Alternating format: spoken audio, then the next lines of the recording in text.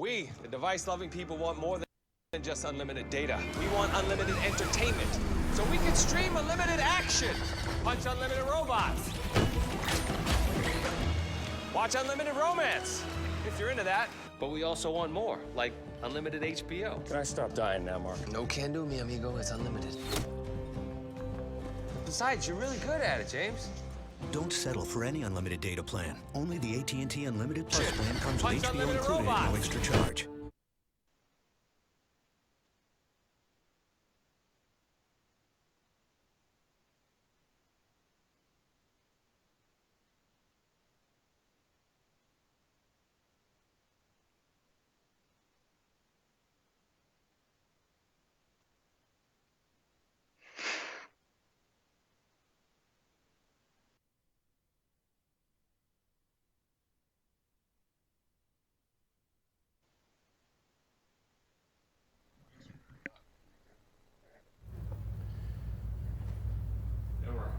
Are we on? Oh, sorry.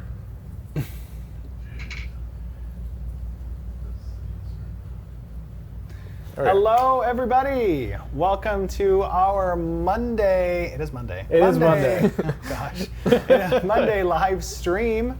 We're coming to you live from Intrepid Studios, and we're pretty excited today to have a special guest with us. Is going to be asking some questions of us for Ashes of Creation, Mr. Robert Lashley. Lashley, right? Yes. Lashley? Yes, it is.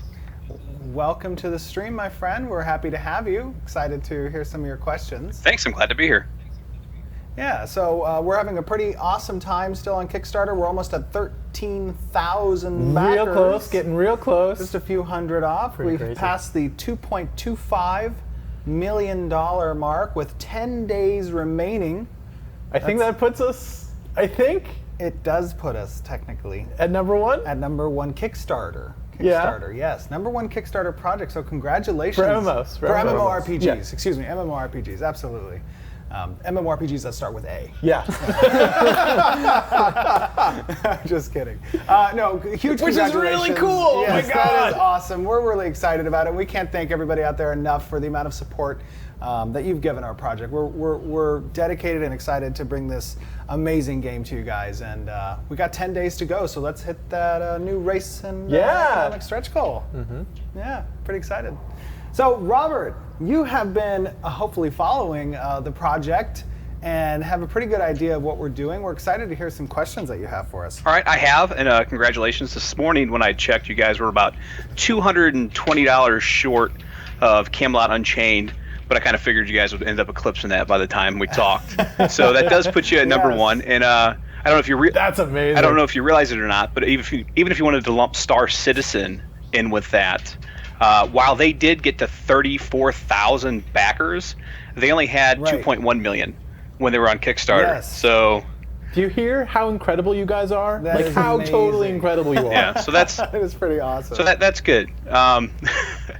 Robert, tell us a little bit about what you do and who you're associated with. I'm sorry, MMORPG.com. What is it that MMORPG.com is? It's a stream, right? Okay, so MMORPG.com is, I would actually venture to say, it's probably the world's premier website on the MMORPG genre.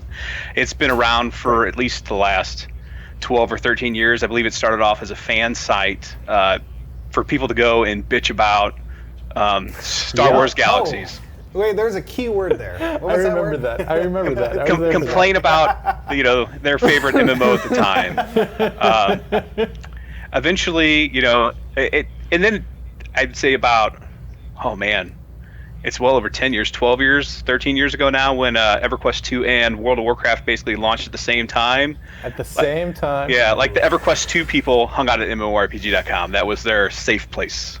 I guess that's current vernacular. So that was their safe place Bringing to back all go these and memories. complain about SOE because, they were all Star Wars Galaxy people there anyways too. So it's kind of evolved since then. I've been involved with the website for a little over 5 years now. Mostly written, been on developer streams before. Did a lot of interviews with developers on aging MMOs. Nice. First one was with like Age of Conan when they hit their 5-year anniversary. Did a lot of stuff with EverQuest 2. I hosted a monthly stream with Dark Age of Camelot. Oh, nice. Yeah, so That's a every good month game. we went through on all three of the factions from the beginning to the end and spent 5 months with each faction going through the Oh, that's cool. VR lakes and seeing the different perspectives of the factions at the different level, brackets that would fall in those different RVR lakes. So that was a good time. A lot of written work. So recently I had a weekly column, and now I'm just kind of doing some stuff of my own, but still contributing there and hosting these developer interviews and things like that. Very cool. Awesome. Well, we're glad to have you. That's a pretty extensive history. Yeah. Very nice. I've done quite a few of these developer interviews and Kickstarters with Camelot Unchained. I think was probably the first one when Mark Jacobs was getting ready to announce theirs. Talked to Richard Garriott when they did Shroud of the Avatar. I did not talk to anybody during the most recent one for I almost said Camelot Unchained. Crowfall. But other than that, I've talked to just about everyone that's come down the pipe in the last 5 years. And you guys are the most recent very cool. and the most successful to this point that I've got to talk to. And I also talked to Pathfinder, and unfortunately that became news. Such a great tabletop RPG. It is. Yeah, It is a wonderful system. It's great.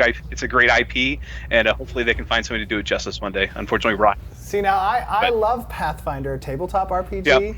but I don't think you do like Pathfinder. I mean, You're a D&D guy. Right. You like 5th edition. Yeah. I'm a huge Right. Edition What are you? fan. I'm everybody. I am system agnostic. If it's a fun game, I'm gonna play it. Okay, So got it. Oh, I think you call Pathfinder Magefinder. Yeah. Magefinder, I okay, think good. that's slipped a few times. It's an interesting system, but anyways, I guess we're not here to talk about tabletop gaming, even though we can do our own podcast on that. it paved the path for MMORPGs. I mean, we wouldn't have it MMOs if it wasn't for MUDs and pen and paper RPGs. Right. So, thanks to people like E. Gary Gygax and Dave Arnett and all those guys. But it's actually really nice to, and speaking of MMORPG.com, it's great to see you guys lean into the term MMORPG in an age where a lot of developers, especially AAA space developers, are shying away from the label. Yeah. Right. No, that's so true. I think they're shying away from the label because the industry, the genre, has moved into a territory that hasn't seen very good performance with some of the latest developments. Yeah, blaming it more on the tag rather than the game. Yeah, which that is doesn't kind of, seem like it makes sense to me. I think that if we get back to what made the MMORPG genre so great, that's where we're going to see the revival come from. Absolutely. That's why we're embracing that term. That's awesome. So, anyways, before we get into like the nuts and bolts of the game, since you guys are on Kickstarter and you're seeking funding, I thought it was only best if we started off with a couple questions that did involve the money. So when you come to Kickstarter asking for crowdfunding, there's always the expectation that you should be more transparent with your finances to the public than if you were in a traditional developer financier relationship, whether that's a dev publisher, dev, private funding. As such, I feel that it's, potential backers out there that want to donate to your project have the feeling that they should know how you plan on treating their money. So let's go ahead and ask maybe some of the not so fun questions, and then we'll dive into like the gameplay questions. Right. Hey, I love finances. Those are fun to me. I've got an MBA in finance, so that's what I like to do too. Nice. So very cool. you say that you have enough funding for a core viable product. And in the Valley, core is a synonym for a minimum viable product. So what's your standard for the CVP that you guys could release, even if it wasn't with the Kickstarter? Because we've heard a lot of promises from high-profile MMORPGs in the past that have maybe gone to Kickstarter that they'd release an MVP and they'd iterate on that with crowd forging, and it didn't quite turn out so well. Right. So for me, the difference between the term minimally viable product and core viable product is that when I hear a developer say minimally viable product, I don't think that they're going to be coming to market with everything necessarily they've discussed and wanted to have. Whereas for us, a core viable product includes all of the mechanics that we've discussed, all of the systems we've discussed, the node system, the monster coin system, the economy, the regional marketplaces. A core viable product, when we're discussing the product that we have funding to produce, includes all of those systems we've discussed. The Kickstarter was for expanding those systems and making them more integrated into each other and the different pillars, as well as allowing us now to include stretch goals and stretch backer goals that include and add on to the existing game, the core viable game. Right? Right. Yeah. So You did mention on your website or on the Kickstarter that you guys have 40 years combined experience across the team. And while that seems like a large number, when you take it to 13 employees, it's a big number in aggregate, but when you average it out, it's only like 3 years per person, which isn't a ton. So why? Yeah. So hold on. I'm sorry. So the funny thing about our Kickstarter video was that it was not scripted. Okay. It was actually off the cuff. So when I said 40 years, we actually that's 40 years of MMO experience, exactly. Not game development experience. Game development experience, we actually have 96 years, or above 96 years, in combined game industry experience. Okay, well, yeah. So that was we have a couple people here. I've got almost 15 years now. Right. Jason's got 15 years. Michael has 20. Kevin has 20. Right. Right. Okay. David has 10. We've got 12 years with Tristan. Right. Yeah. Right. So there's Michael. That ups my comfort level from about here to about there. So that's a lot better. 96 over 40 aggregate out, still 7 somewhere in there, but it's a lot better than 40 of those years were specifically MMORPGs. Okay. So yes. And this one's going to tie a little bit into that. So I saw a lot of leads and seniors on the Kickstarter, and that was more concerning when you thought that a leads and a senior might have only had 3. 3 years experience. So you guys are at about close to 2.5. We'll just say it's 2.5 million. A lot of Kickstarters get a big surge at the end, so I legitimately think that you guys have the opportunity to hit 3 million.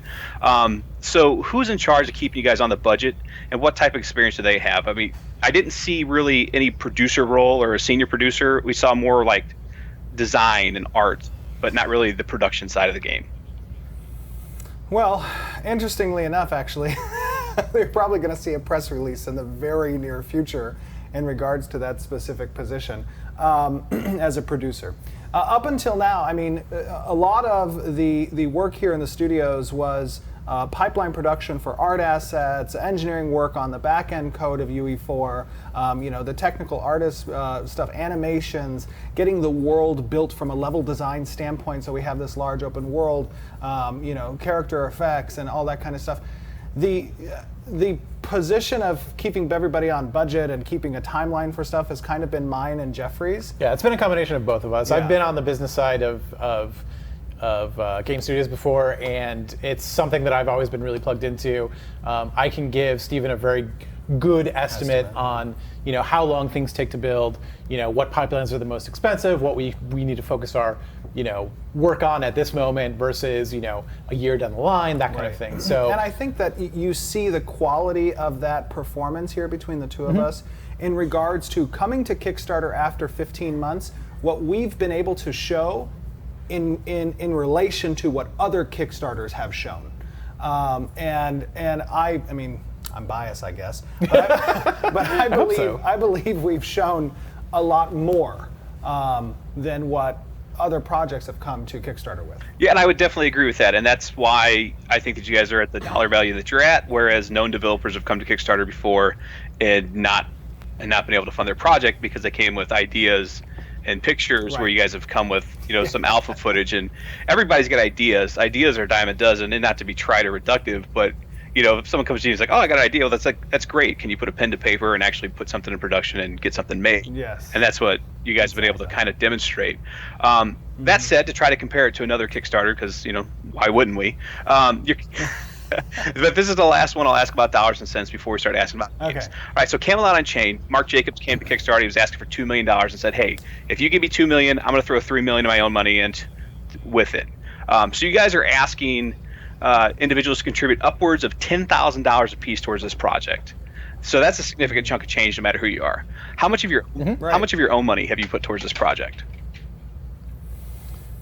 In total, coming to Kickstarter, I believe I've put in almost $2 million, just about $2 million into the project. So it was more along the lines. It was kind of reversed there, I guess, between the Camelot and us. It was more along the lines of, hey, I'm putting in $2 million, and then above and beyond that, that was just before Kickstarter.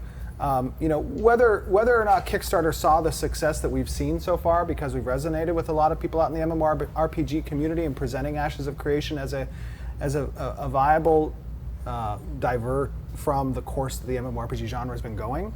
I'm committed to funding the core viable product, which is going to be upwards of probably around $30 to $35 million. I think it's great that you answered that question and didn't just try and dodge it, because it goes to show the community out there, at least, if nothing else, that you actually have your own skin in this game. Because regardless of how many millions you do have, 2 million isn't just something you're going to find laying on a street corner one day. Like, oh, I can lose $2 million. That's no big deal. Right. Yeah. No. I mean, for me personally, Ashes of Creation is 100% a passion project. I mean, I got started very early in business at 15. Creating an advertising and marketing company, and then I moved in at 18 years old into operating an online website that sold nutritional and vitamins. And then at around 24 years old, I kind of moved into real estate and investments, and that's where I made a large majority of my success, was through real estate and investments.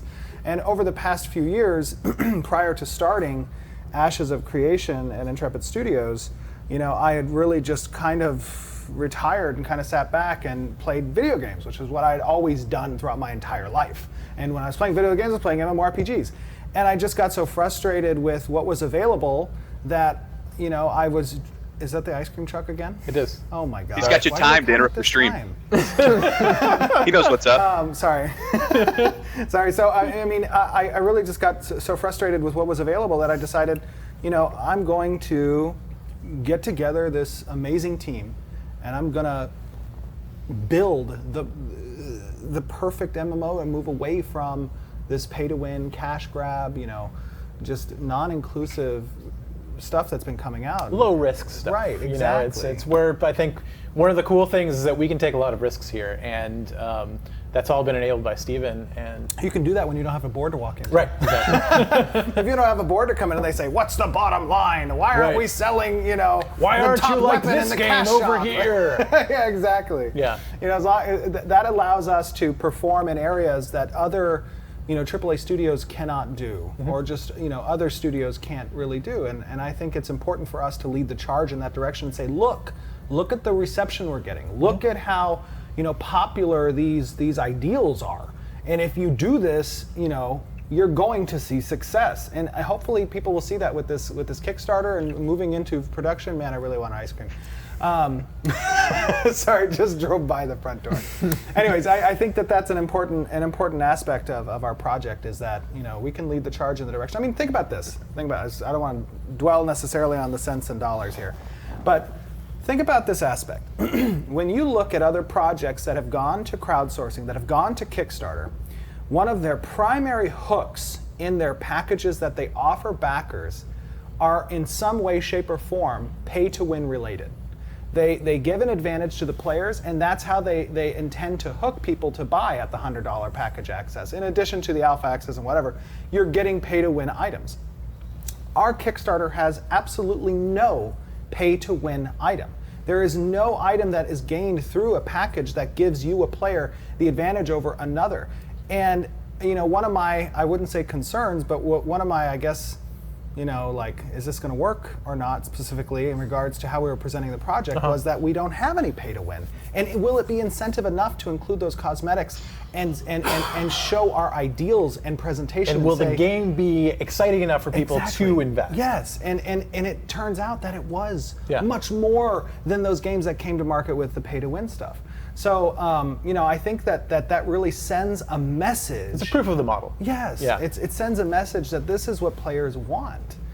It's funny that you bring up pay to win, because you did mention it in the video, and it was something that I had written down to touch on later on, but I'll go ahead and jump to it now since you brought it up. Even in there, you did mention advantage. But different people play games for different reasons, and a lot of them view pay to win differently. Like, I don't even think you ask 100 different people what the definition of pay to win is. You're probably going to get you're going to get 100 different definitions of pay to win. So what's the Intrepid Studios definition of pay to win, and what won't backers or future players in a couple years find in the game? I think that the important thing to note about pay to win is you see a great variety of players when it comes to the MMORPG genre. You see the hardcore 10 hours a day or 12 hours a day, or God forbid, some of them are 20 hours a day, that are playing the game nonstop. You see the people who only have a couple hours a day maybe to play the game when they get home from work, or the people who may log in a couple hours a week or something along those lines. You have a wide spectrum between casual and hardcore players. And pay to win came as a monetization gimmick that studios could use to prey on the casual players that wanted to compete with the hardcore ones, right? And I think that if our game design is sound enough with some of the applications that we have for both casual players and hardcore players, to both exercise their agency, will, and effect over the game that they're involved with, and have things to do, that we don't need to rely on pay to win in order to monetize. The subscription model alone, when presenting a continually updated game, a amazing, fun game where people can be on a level playing field and in communities that are both micro and macro, that you're going to see players enjoying that aspect without having to spend the $100, $200 a month that some of these pay-to-win games or command. $600 a month. Well, it's unreal. In my case, when I wanted that bear. Sure. Right. They go whaling and they hook them. They get them. Go whaling, yeah. But so let's go back to your video. You started it off with a little sentence, and it was an open world an open world non-faction based MMORPG set in a high fantasy world. That's a lot to cram in a single statement, even though it's only maybe 10 words. So let's unpack that a little bit. What do you mean by open world?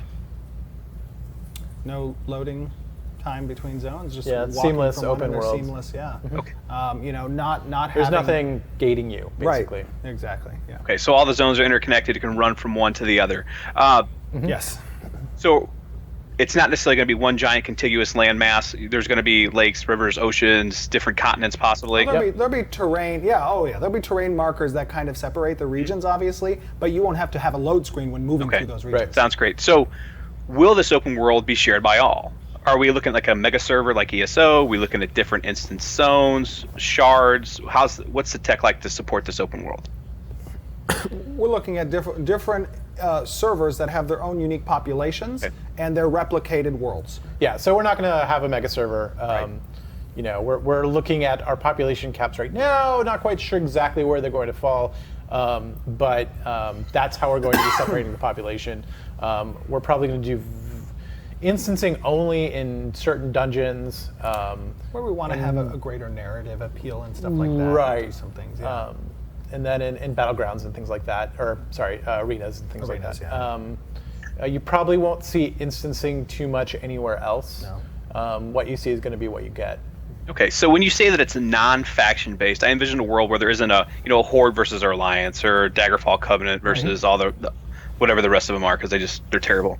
Except Evan Hart, they're great. I like them actually. Yeah, there's a lot of potential in the game through mechanics and systems that relate to both nodes and organizations and guilds and castles, where you'll see these pseudo factions maybe come about through player agency, but there's not going to be a hard faction difference. Okay, so there We will. want players to create their own side. Yes, exactly. Okay, so there will be that social glue that bonds them together. It just won't be pre-populated onto them when they're creating their character.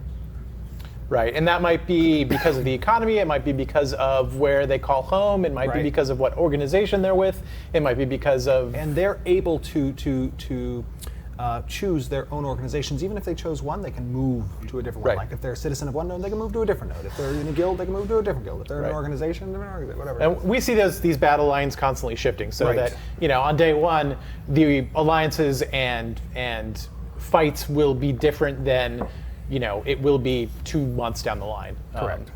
And we want that. We want that kind of shifting battle lines and shifting alliances and shifting, friends and foes. Right. And who wants to? I mean, for me personally, it was always for faction-based games. Like, I want a different scene every now and then. Right. Like, I mean, not everybody wants that for years on end to be a part of the same faction. Maybe they want to move around. And or you can't do anything about it, right? Like, if I go attack a undead place in, game X, like, I can't really take it down. I can't really do anything to disrupt that alliance, where in our game you can. And you're being told, like, who's your enemy, and who's your friend. And I may not like my friend, and I may like my enemy. It opens I don't up want to have to re-roll my character and stuff like that. Exactly. Really oh yeah, a keeps it whole flexible. different level. Political intrigue, that kind of That stuff. you wouldn't find in a faction game because there's no reason to. Absolutely. I'm sorry for the Horde. I just had to throw that out there. If you played Alliance, we just can't talk anymore. No, I'm just kidding. All right, so this isn't a bad thing, but there are more high fantasy games out there that you can shake a stick at. So, whether it's board games, taking it back to pen and paper, there's so many different systems. Some of them have a little bit of what's sameness. How much time was devoted into world building and pre-production that will set Ashes of Creation apart from like Age of Conan, which just happens to be another fantasy MMO that shares the acronym AOC. We prefer Ashes. Okay. Yeah, we go by Ashes. Yeah. You want to take this one? Okay, so we put a lot of, what differentiates one Elves and Dwarves from somebody else's Elves and Dwarves, right? And it really has to do with the lore, it has to do with how these things are presented, and it also has to do with, like, is it a bad idea to begin with, right? Everybody likes Elves and Dwarves, and everybody likes fantasy for the most part. It's why you see so many games of that nature, because people are just drawn to that kind of, like, you don't necessarily know what's going to happen. So for us, we spent a long time trying to pick out what do people like about dwarves, what things can we do differently, how can we show a different world than has been shown in Lord of the Rings or in D&D or in every other game that's come out. And so that's what we built our lore around. We've got the 4 base races, 4 parent races, yeah, and those split into 8 different archetypes or 8 different sub-races.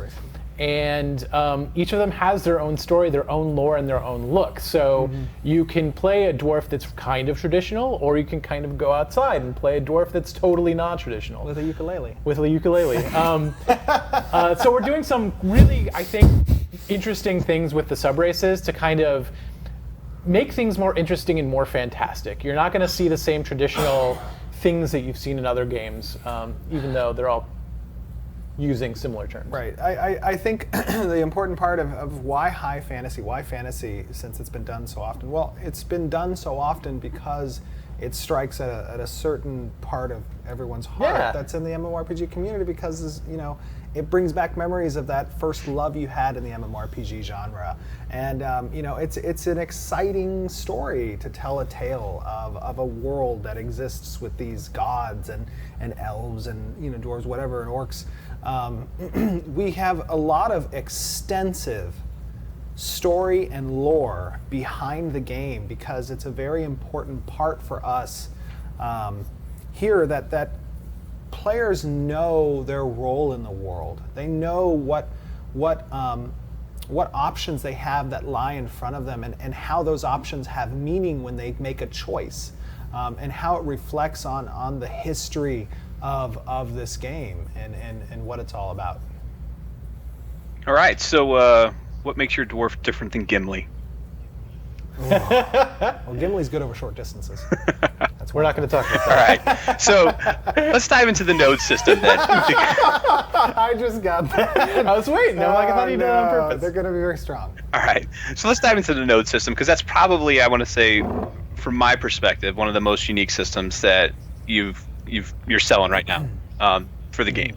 So how does it work with the map? How does that become the focal point that players and then possibly guilds and other social systems build around these nodes? Well, we've definitely touched a lot on our nodes in the past. And we've released actually 2 parts of a 4-part node series, because it is such an important aspect of the game. It is the backbone of our world's structure. And it's one that allows for players to exercise the most agency over the direction of both their personal narrative and the overarching narrative of the world.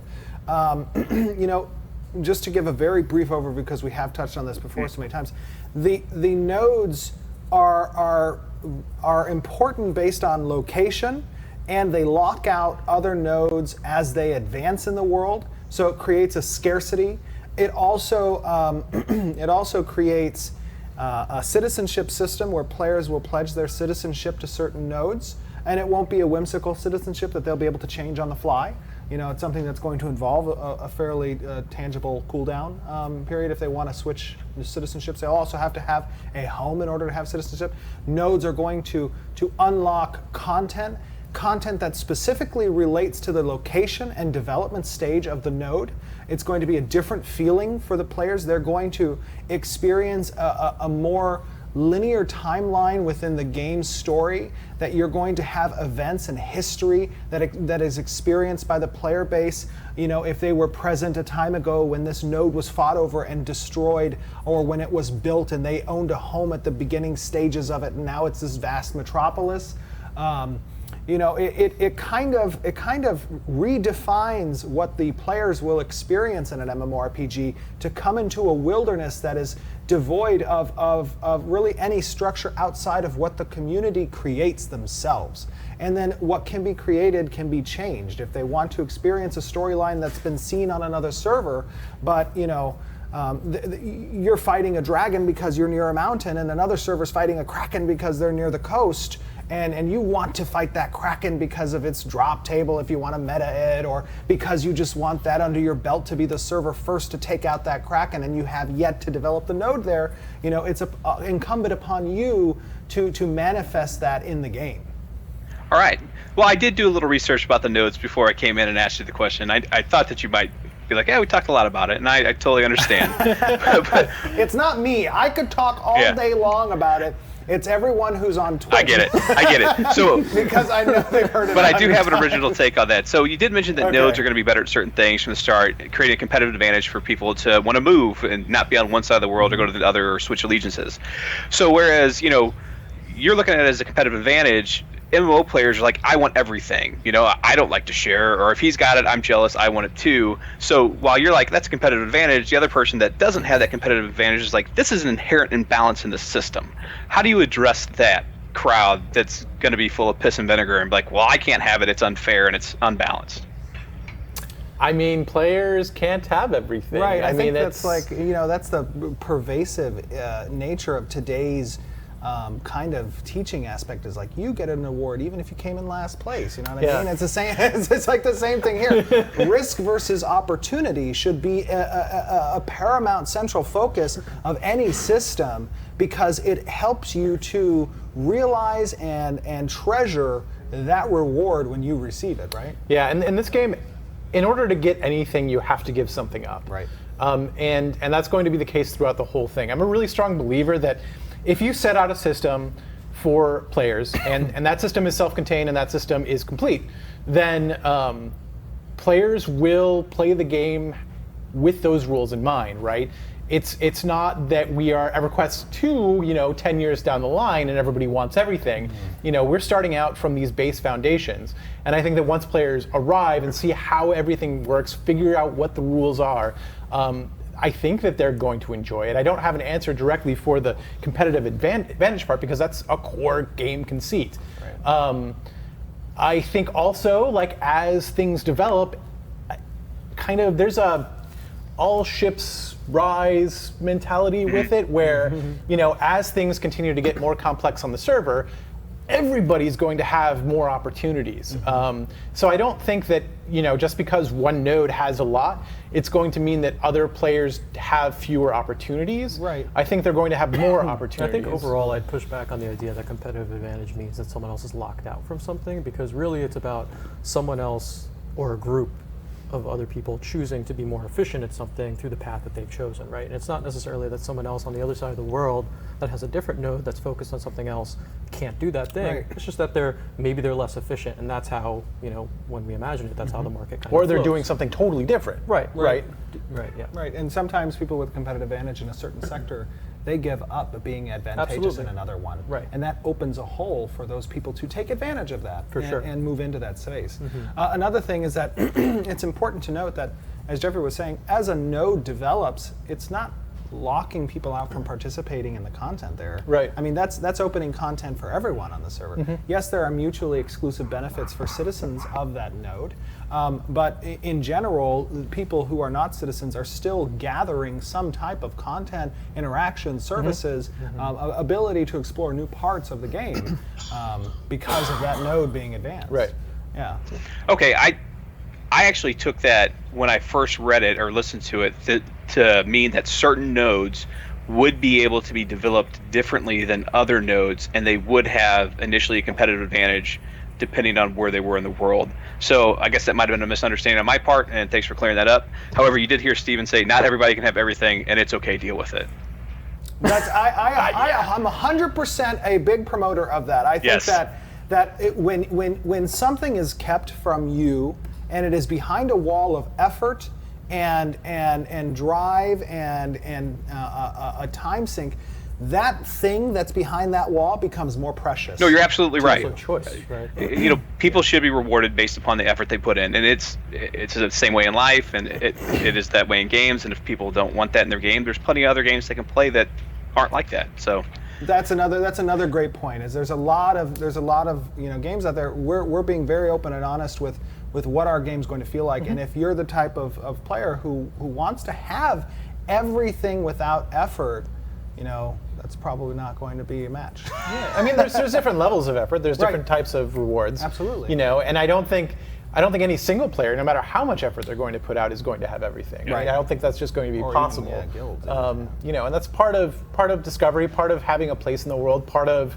having your own story is not only what you have, but also what you don't have. Right. And I think that's totally fair. And I think that's as long as everybody goes into the game with that expectation in mind, it's going to be fun. Yes. okay, so you mentioned that the world is fresh at the beginning, and the nodes are unadvanced, and you kind of I don't know exactly how you spawn in the world, but let's say you pop up and you're in this fresh new pasture and everything's beautiful and you're wandering around.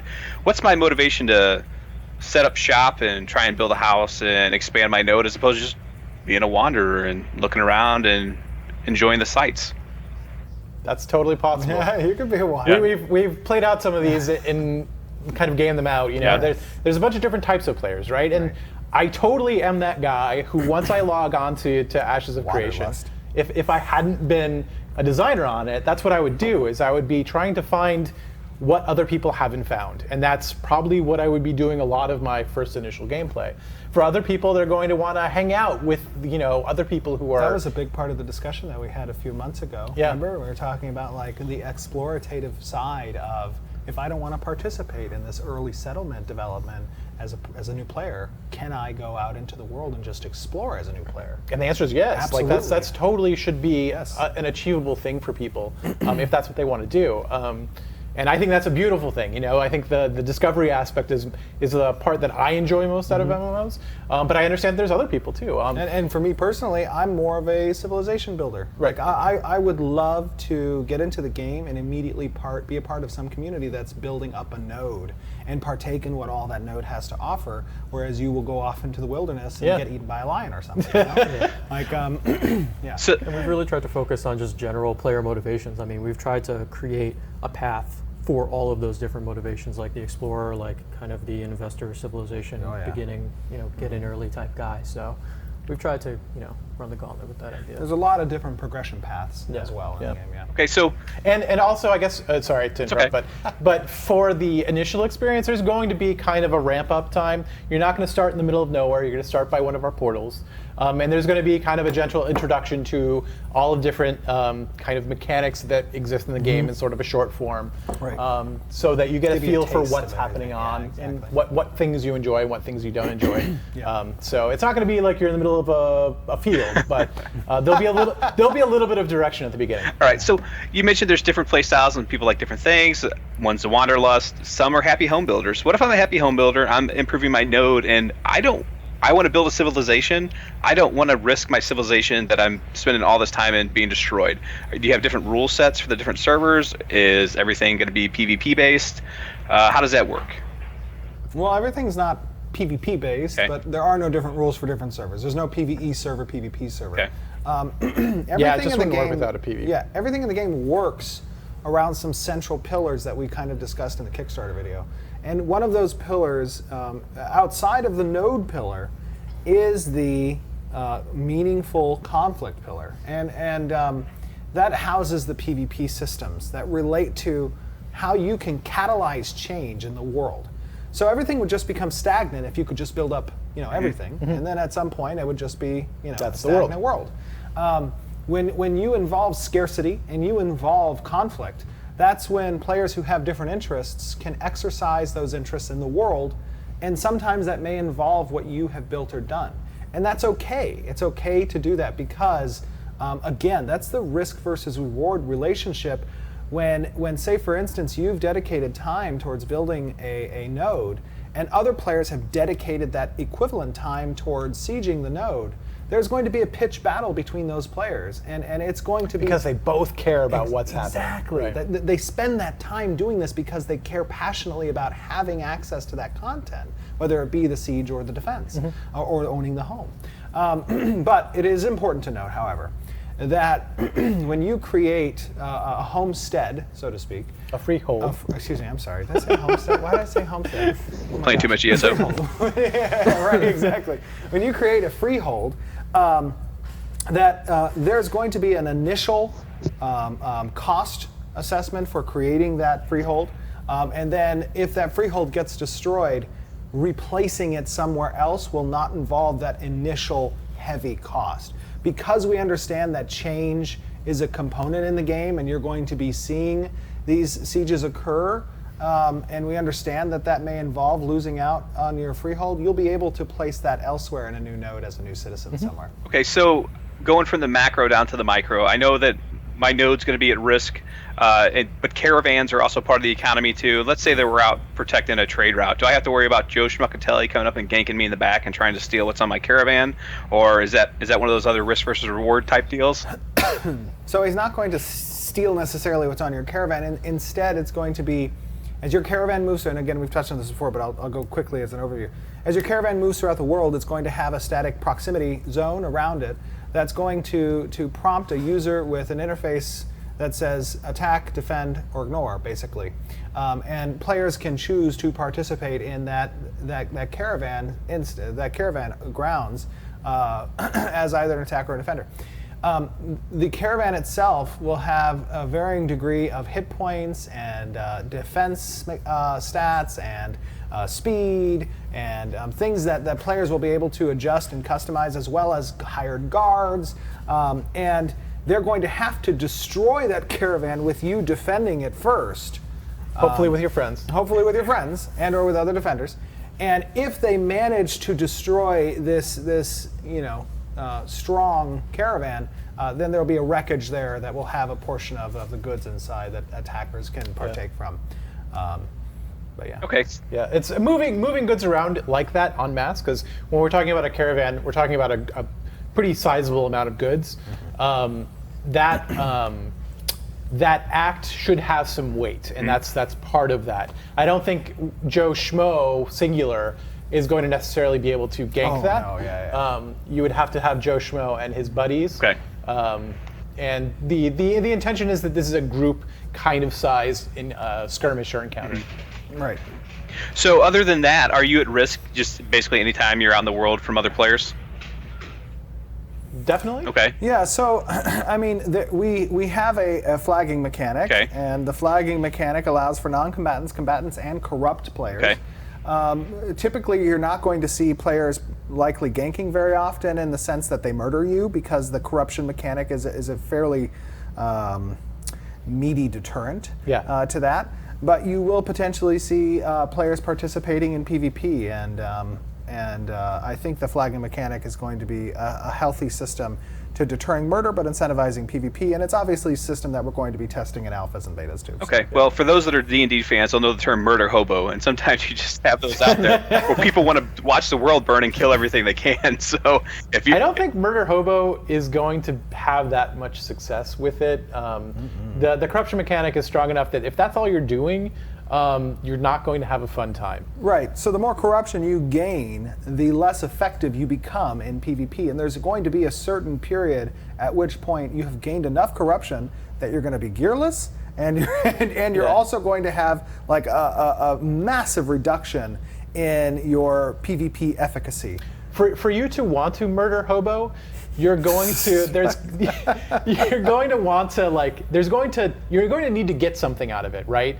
And for the most part, if I go and kill Steve, I'm not going to really gain a lot out of it to really offset the risk that corruption entails. Why you got to kill me?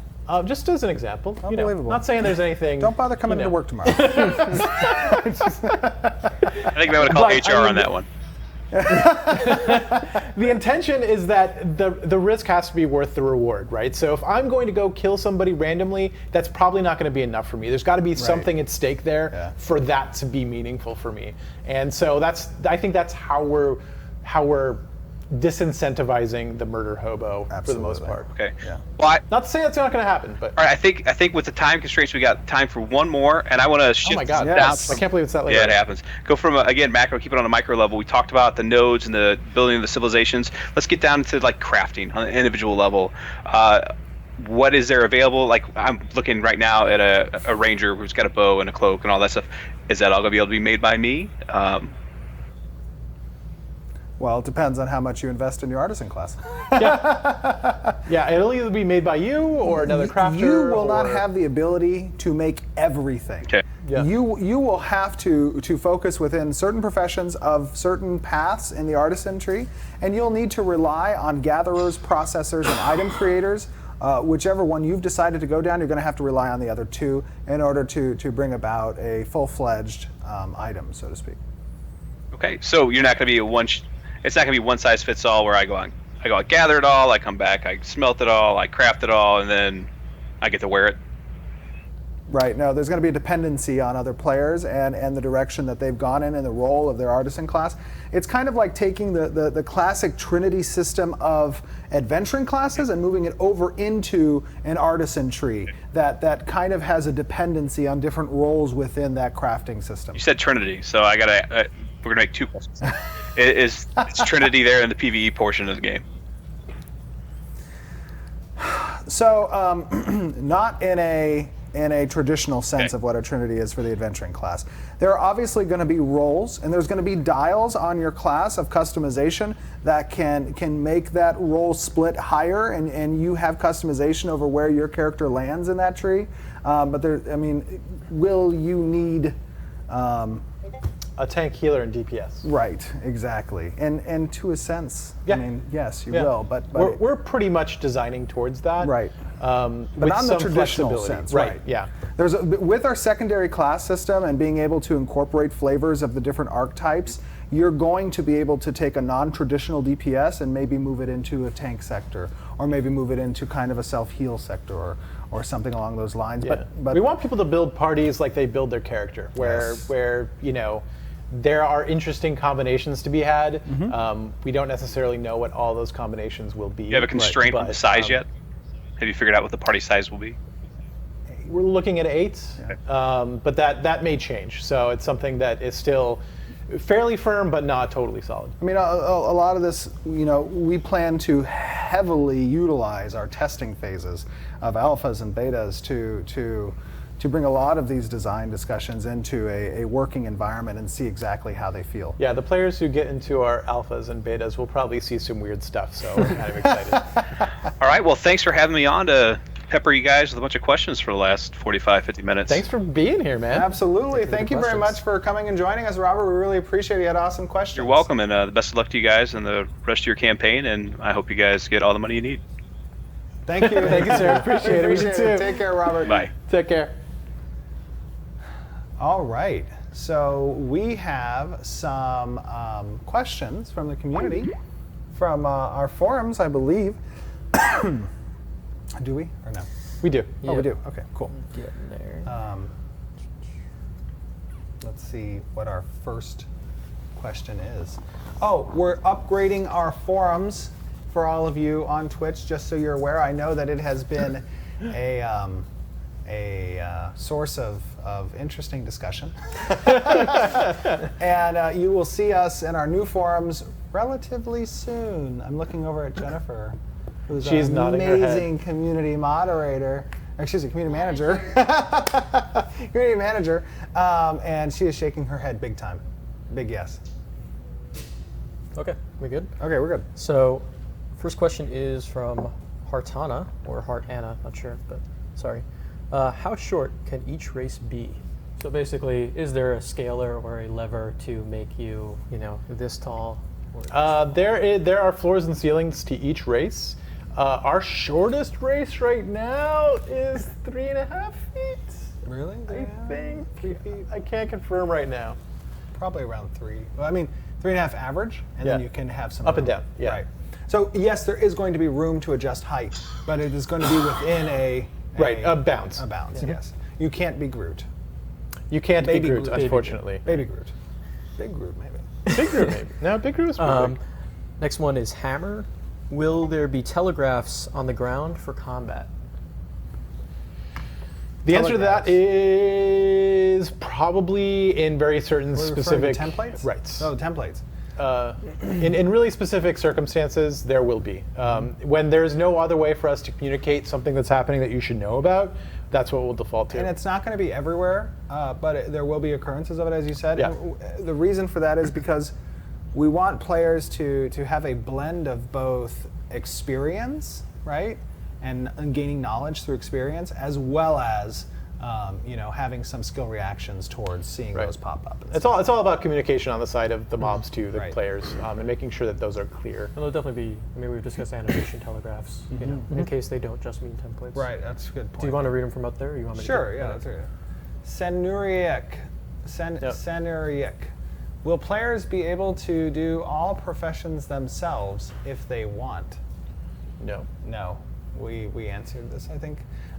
You're going to focus on certain professions and your advancement within those professions. Well, okay, so if you wanted to do all the professions, you could do that, But not be a master of not be a master of them. You would be giving something up in order to do that. Right. So yeah. Driz, what kind of representations will guilds have for on-player identifiers, such as name of guild next to player's name, guild tabards, guild coats, guild mounts, barding, etc.? A lot. All of the above? Yeah. All of those things are things we were planning on doing. Yeah.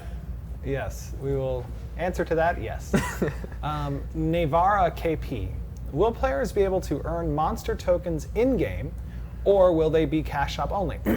They will be available in-game through rare drops, but also in the cash shop.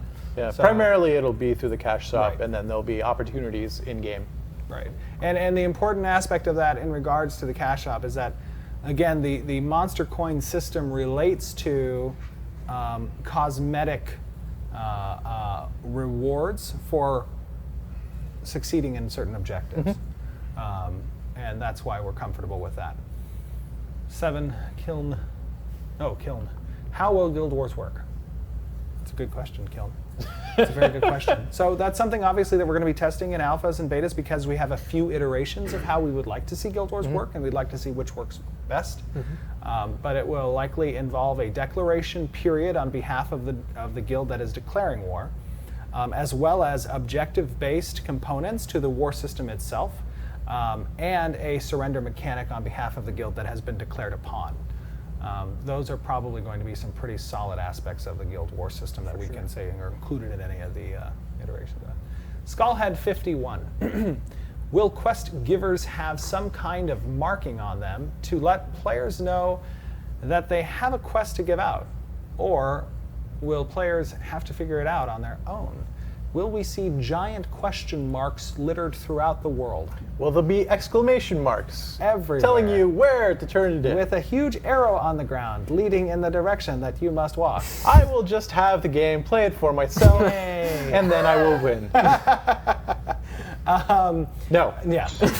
If that wasn't clear enough. There's obviously going to be ways that players will come across the knowledge that there's something to be done in an area, Yep. and you're going to see that user interface. Like, hey, this is an active area, guys. You might want to check it out. But it's going that to be sort of more thing. subtle. It's Yeah. not going to be. We don't want to hold your hand. Yeah. We think there's a lot of missed opportunities in the way things are currently designed, and we can make it better. Viridis, regarding animal husbandry, will there be aspects of genetics? Will there be hidden stats, etc., that can be bred? So the cool thing about animal husbandry is that it involves a tree of its own that players get to discover via what pairings they choose and stuff like that. Yep. And I think that that's going to be a pretty fun aspect of creating rare mounts that haven't been seen in the world and stuff like that. So I guess yes, there's a form of genetics there. Yeah, it's probably not going to be as complex as genetics. Will you probably have not like a have microscope the and chart. like the chart will not zooming be into there. it and, Dominant and like, recessive traits. Right, We may not have that, but gene splicing? gene splicing. Very advanced for freehold. Well, technically they gene spliced like in 2000 BC with certain forms of wheat, right? They didn't know they were doing that. They didn't know Right. it was gene splicing. Phil Slendy. Will there be diverse gender options for character customization For instance, can a player be feminine or masculine with their clothing body type, even if they are of a different gender? Huh. That's an interesting question. I think that... I mean, we have a character creations like set up, so Right. theoretically, Absolutely, you could yeah. gear your character that way, Right. as far as the sliders go, right? So in choosing certain physical traits and Right, stuff. right. Yes. Yeah. So there absolutely are character customization points in the character creation setting that you can customize, like your brow height and your chin and hair and body type and stuff like that. And I guess you could go towards a more feminine appearance as opposed to masculine appearance and kind of like body structure. Yeah, that's doable. Script Chaz. How long does it take to siege a node after you declare to siege it? That's a good question, Script. Once a siege is declared, there will be a declaration period to alert the citizens that a siege is impending. And that declaration period is dependent on the stage that a node is at. So a village stage may see somewhere around a day declaration period, whereas a town maybe 2, a city maybe 3, a metropolis maybe 4 days, allowing preparations to be had for people to come online and just be made aware that, hey, there's an impending siege. Once that siege declaration period is complete, a siege will occur, and that siege will likely take place over around a couple hours. Yeah. Yeah. And again, these are all just preliminary times. Yes. Those will probably change as we will test those. tighten things up. Yes. Kabuki Girl. How interactive will furniture be in the game? I.e., can you sit in a chair and lay on a bed? Yes, I think so. You'll be able to sit at a chair and lay in a bed. Yep. Fun and will guild halls be able to house more than one guild? Is there like a... We don't have plans to do that currently. I was gonna say, is there like a what do they call those? A guild hall? What do they call those common rooms that you visit when you go to like Europe and stuff? You know what I'm talking about? No. wait, hostel? Hostel. Will there be a guild hostel? That'd be interesting. It would be interesting. I mean, I can sort of see the reason for it. We haven't talked about it at all, but Probably not. We'll probably see. not. We'd have to find some compelling Reasons. Yeah. And that would kind of take away from like guild halls specifically. Right, because Yeah. we definitely have reasons for guilds to be In inside guild. of nodes, so that would kind of dilute that a little true. bit. Yeah, so yeah, it's, yeah. That's true. That's probably a no. But it's interesting. Uber, my man. How will Ashes deal with Zerg guilds that tend to dominate other MMOs? We've spoken a little bit about this in our previous streams. We're very cognizant of the fact that we don't want to see Zerging be a mechanic that's utilized by either guilds to accomplish content or just to steamroll over sieges and stuff like that. So there are specific mechanics that we are working on that will be seen through the testing phases that relate to a degree of understanding for certain systems that can't just be overrun with numbers. There will be specific activities and accomplishments relating to specific sizes of guilds. And then also there's going to be a give and take for guilds that want to see a larger number of members as opposed to a more focused group that may be a part of an alliance, so to speak. So I think that's part of the reason why like we want players to have a lot of skin in the game, so to speak, right? Like they have a lot of incentives to defend themselves. They have a lot of incentives to combat the Zerg. And since there's so much connectivity in the world, it links you with other people that you might not even necessarily know. Right. To come to the same defense. So. Maven, one of our community moderators, will there be in-chat role-playing features such as custom emotes, dice rolling, etc.? Yes. Yes. Absolutely. 100%. I think, as a matter of fact, don't we have a custom emote package on the Kickstarter? Oh, emoji. Yeah. Emoji, yeah, custom emoji package. Cool. All right, well, that's all of our questions from the forums. Everyone out there, we have 10 days remaining in our Kickstarter. So keep doing an amazing job and spreading the word for everyone that you know. We're all very excited about Ashes of Creation and the amazing support that you guys have shown us. And we're going to continue.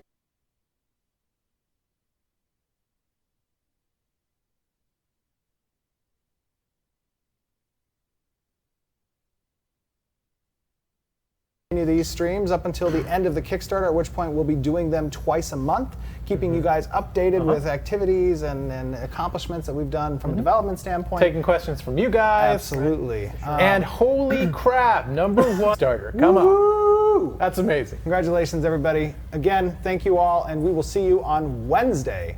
Have a good day, guys. Thanks, everybody.